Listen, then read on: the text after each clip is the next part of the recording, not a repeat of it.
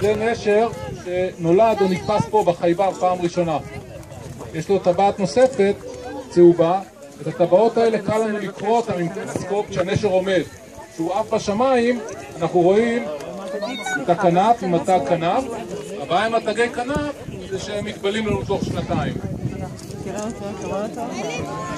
רגע, עוד דבר, שימו לב, תראו את ההבדל בין שני הנשרים האלה. פה אצל חסן יש לנו נשר צעיר. אתם רואים, תסתכלו על נוצות הצוואר שלו שהן בצבע חום, ככה נראה נשר צעיר.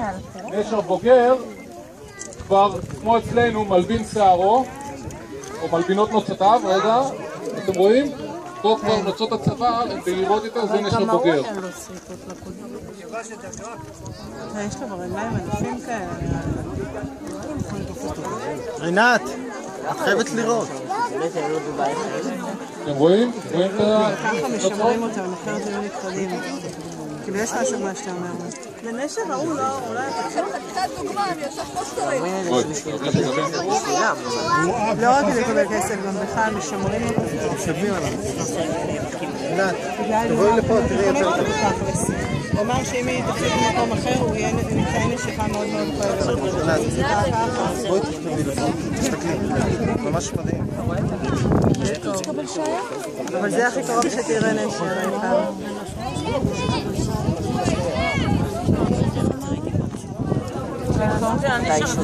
כלום, נכון, שם, אצל השומר השני. זה עם קבוצה שחורה. איך הם לא זזו? זה סתם ממש חזק. הם לא נלחמות. מחזיקים אותם בצוואר, יש מקום מסוים. שם, אומר שאם מחזיקים קצת, תסתכלו בנשפה. מעיין, תראי, וואו. איפה הנשר?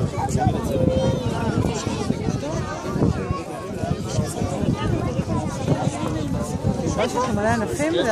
קטש יכולה לשחרר. מניחים על הרצפה. מעיין.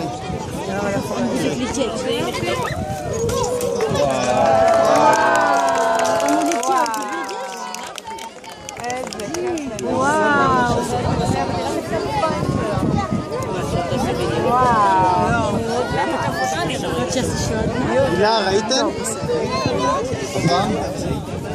חסן, שחרר.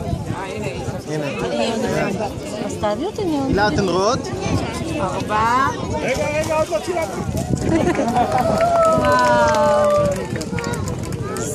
איזה יופי, איזה כיף לך. ממש יפה.